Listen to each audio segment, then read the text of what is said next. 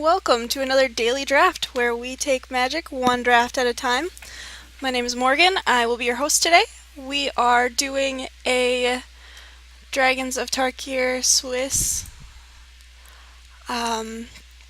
So here we have a pretty interesting pack. My first impulse is to take this Butcher's Glee. Butcher's Glee is one of my favorite cards in Dragons of Tarkir. It's such a blowout, such a life swing. I could also take the Airship Foremost. There are a surprisingly large amount of warriors in both cons and dragons. So the fact that he gives double strike is pretty significant. There's also an assault formation here, which could be very good if you build a deck around it. So I'm not quite sure what to take. I think I just take the Airship Foremost, because if anything, these drafts are to show you how that works out. Here, I'm going to take the Call Behemoth, Sisma Behemoth easily. It's not only a warrior, it's a 5/5 for 3, which it has a drawback, but only sort of. Other things that I would consider: Coat with Venom, if I took that Butcher's Glee, probably. There's a Sandcrafter Mage in here that's almost definitely not going to wheel. A Colgate Aspirant that might wheel. A 2/1 for 2 is more of a curve filler than anything, but can also get double strike. Dutiful Tenant, also a warrior. Let's see. Scaleguard Sentinels is fine. It's not something that I see myself drafting any pretty highly, but it's a card. So there's an Ojutai's Breath here. Okay, Volcanic Vision, first of all, let's address this. It costs 7, which isn't awful, but it's not something I want to do. Battle Mastery is something I only like in a deck that has a lot of cards like Conifer Strider. There is Ojutai's Breath, which is fine in a deck that wants to attack a lot, but not fantastic. I think I'm going to take the Conifer Strider here.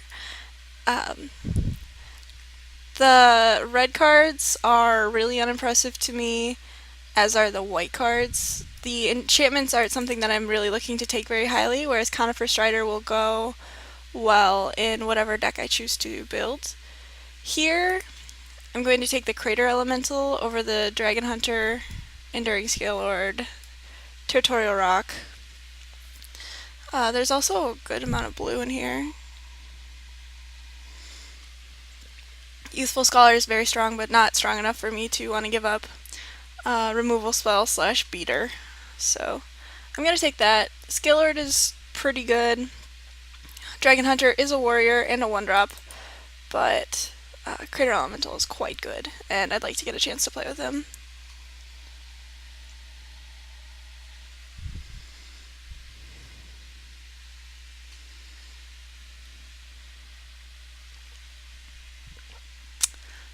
Here, I feel very good about taking this Silk Wrap.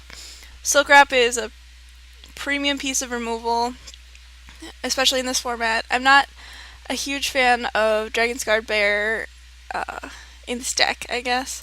Conifer Strider was more of a hedging than anything else, and I'm quite happy playing red-white. Excuse me. So yeah, I'm going to take the Silk Wrap. There's also a Scream Reach Brawler and a Hardened Berserker. Hopefully one of them wheels.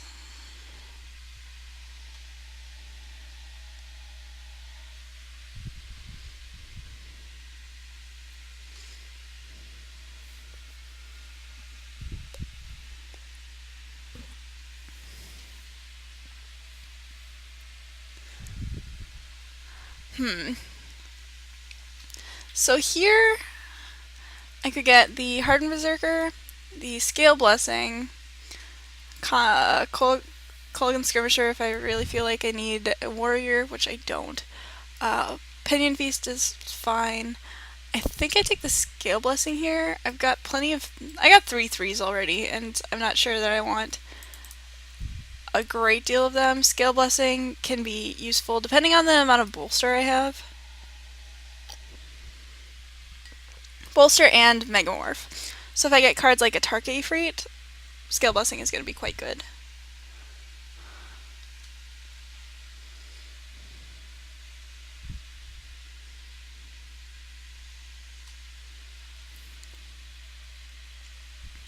This deck is shaping up to be pretty interesting.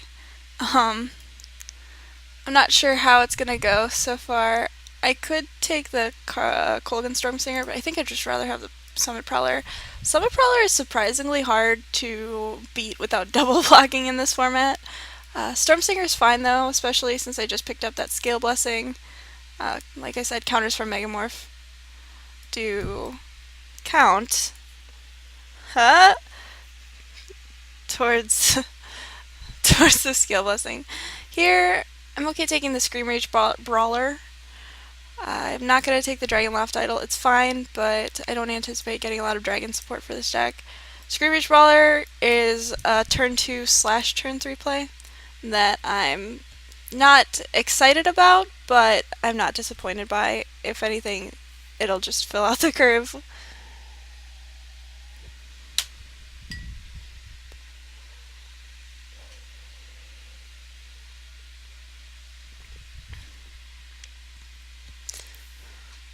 I try to remark as much as possible on things that are in the draft.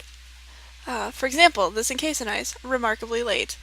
I think I might take it over the Inoc Artillerist, which is an X1. Not a huge fan of those in the format.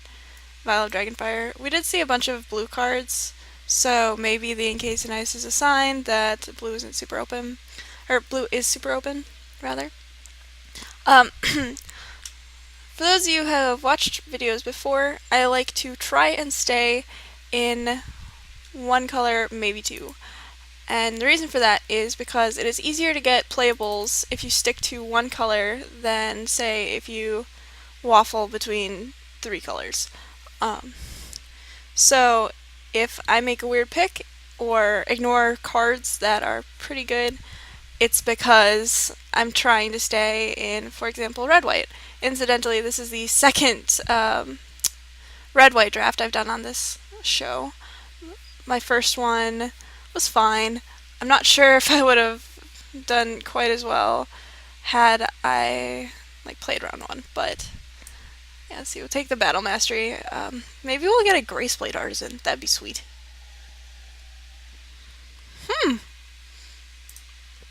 Sidisi's Faithful should not be going this late, so you know. Sidisi's Faithful is very good. So if I open like a blue-white bomb, for example, I might consider switching from black or from red to blue. Here I'm going to take the Resupply. I think it's a funny card, and I'm not too terribly disappointed by playing it.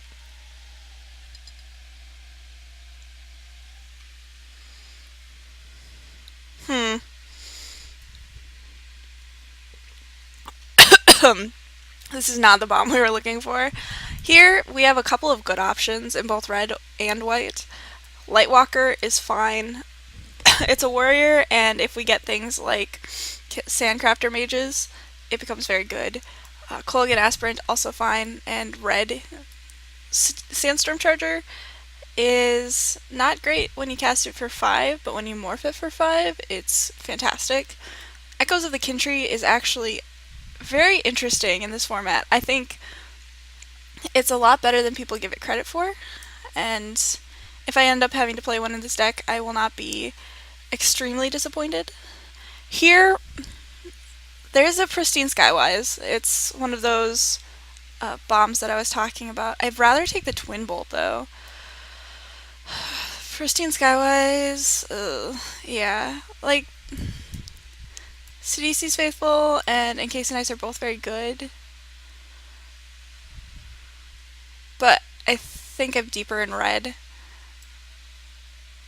And again, I'm passing Lightwalker and a Sandstorm Charger, and also a Mist of Kirin. Mist of Kirin is a very powerful morph, but I like taking removal very highly. I can cram as many creatures as I want from Fate Forged into a deck, but removal is a lot harder to get. And things like Twin Bolt are very good in decks like this. Here, I could take Summit Prowler. I think I'm going to take Ojutai Summons though. We've gotten a lot of indications that blue is open, and I'm fine taking it. Here,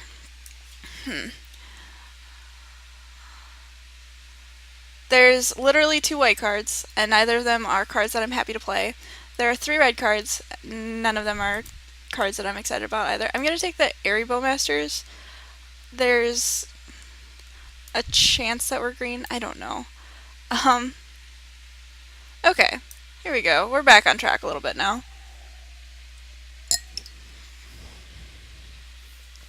Here, there is a Sabertooth Outrider, Silk Wrap, Dromoka Warrior, and Dromoka Dunecaster.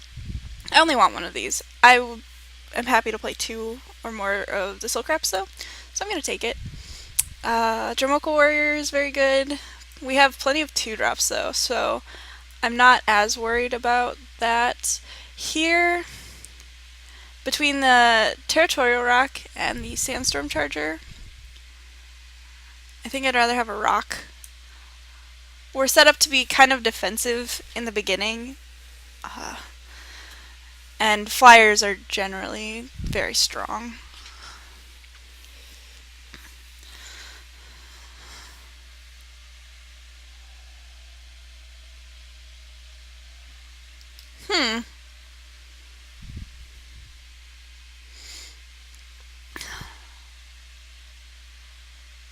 I'm so tempted by this Beastbreaker, you guys. You don't even know. I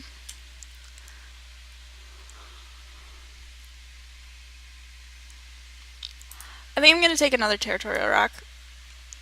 The reason is, again, I really like flyers. Aven Tactician is a great pickup for us here. It came by pretty late. It's a great way to put more power on the board and pressure your opponents. Here, between the Sandstorm Charger and the Summit Prowler, I think I'd rather have a Summit Prowler. It's more power for less work. The toughness doesn't matter as much.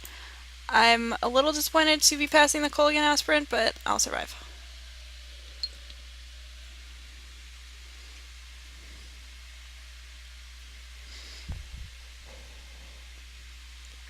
Now I'm going to pick up a Sandstorm Charger. It's a 3. Sandstorm Charger is one of those creatures where I'm okay with just playing it on turn 3 to trade with their morph. I think that in a deck like this, trading aggressively early on is a great way to be able to come out strong with, for example, Crater Elemental or Summit Prowler.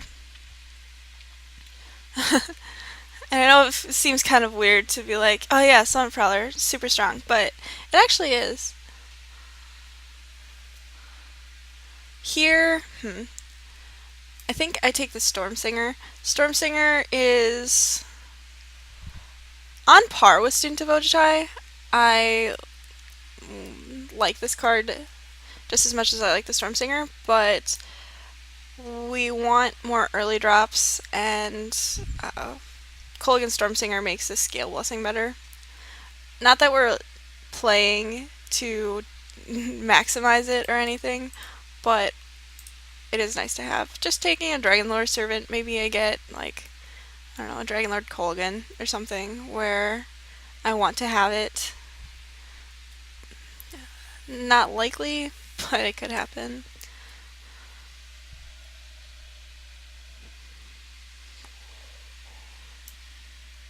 Taking the Wandering Tomb Shell, I mean, those two are equivalently derpy.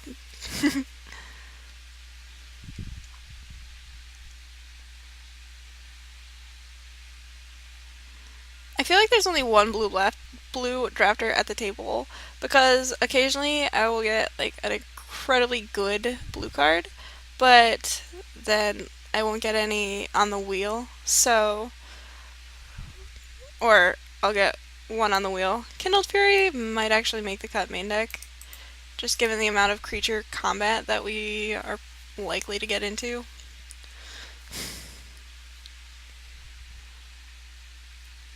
Alright. Fate Reforged. Let's see. Goblin Heel Cutter is probably the one that I want the most. I need to get away from playing red. I need to show you guys a good, like, oh, yay. Okay, I was gonna take the Sandstep Outcast, and then I saw the Elite Scale Guard, which suddenly makes my deck very, very exciting to me. There's also a War Flare. Hopefully we'll wheel one of these things. Yeah.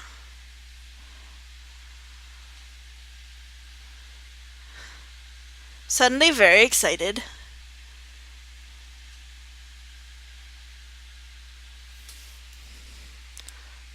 Alright, so here we don't have a lot of choices.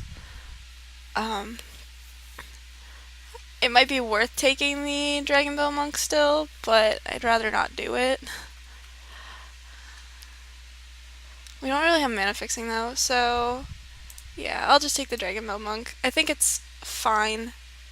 It fills out our curve some more, which is really all that we can ask for.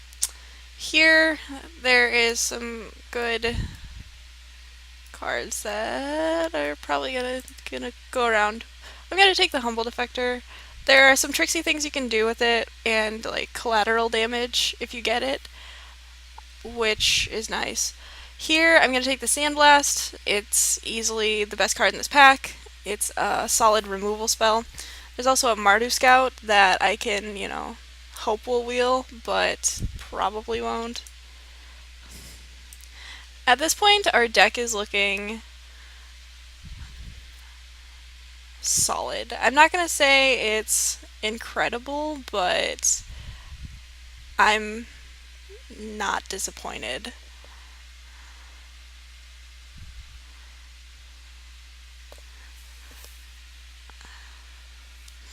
So we can always hope for a really, really, really late Goblin Rabble Master. I think that's a good way to go. Or not Goblin Rabble Master, Heel Cutter, Heel Cutter. It's basically the same name though. It's basically the same card too. Based on the mono red deck lists I've been seeing lately. I think it's interesting how this is an aggressive deck, but our 2-drop spot is a bunch of, like, look, 1-3, 1-3, 0-6, 2-3, 0-2. I actually like Dromoka Doomcaster in this deck a lot. It not only allows us to race effectively by taking out an attacker, it also allows us to take out a blocker. Here, Abzan Sky Captain is just a sweet pickup for us. Defiant Ogre is not a real card. Not even for 6, excuse me. Channel Harm is fine. I'm okay playing it, but I'd rather pick up the Abzan Sky Captain because I don't think Channel Harm gets enough respect as it is, so I'm not going to be worried about it. Dragon Bell Monk is, like I said, it's a curve filler, but having a flyer that can either put pressure on my opponent or just have them die is really nice. Here I'm going to take the collateral damage. We just picked up Absent Sky Captain, and that's a bit of a combo, but also Humble Defector, and also it's good as a way to get in that last 3 points of damage. Here, I'm going to hate draft this, hate draft Winds of Kalsimsa, I guess. Sisma. I've never seen anybody play this card. But, yeah, I'll hate draft the Winds. That card can be a beating in the right deck, so I'd rather not play against it. Here, I guess I'll pick up the Gore Swine. I don't have any Teamer Battle Rages, so It appeals to me less than it could, but I'll take it. I'll probably slot it in over Scream Reach Baller, maybe.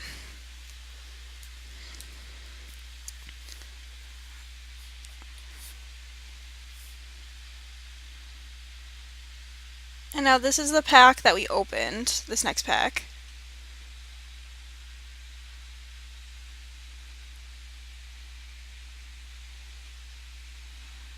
And maybe we'll wheel something. I don't know. I'll let you know. I'll let you know when I figure out whether I'm excited or not. Soul Summons is fine. It's better than Smoldering Ifrit, better than Lightning Shrieker. Cash Defenses is the best card in this pack, but I'm not super excited about it. This pack is awful. I'm going to take the biggest creature in here.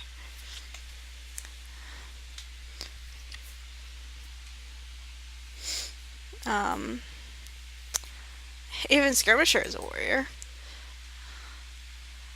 I'll just hate drive this Thornwood Falls. Whatever. Get rid of that card. This card. I'm just hate drafting right now. There's not a lot that I care. Ooh, foil. Gosh, now I want to play this card. That's probably what the person passing it wanted, though. Let's see. What do I have for other? This. Oh. Double Silk Wrap. Double Twin Bolts. Soul Summons counts as a creature. I don't care what you say. Scale Blessing. Seems pretty sweet in this deck, actually. We got like 1, 2, 3. We got a bunch of bolstery stuff. So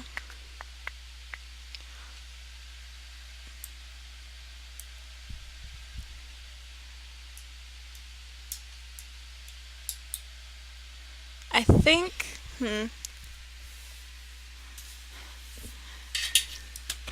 I think I take out Soul Summons, maybe. I like Humble Defector because of the possibility of, collateral damaging. I have activated it just to activate it 1 or 2 times in my day, and it's fine. And yeah, I think Soul Summons is, it's not bad, but it's definitely not the best card in our deck. I like to have Sandstorm Charger because there are times when you just untap with 5 mana and attack and your opponent can't block, otherwise they will just get completely blown out by it, which is nice. So yeah, we're going to go ahead and add basic lands. 9/8 split, perfectly reasonable, favoring white because I have this double power 3-drop, or double white 3-drop. So yeah, this is our deck. I think it's pretty sweet, but I think all of my decks are pretty sweet. I will see you guys in round 1.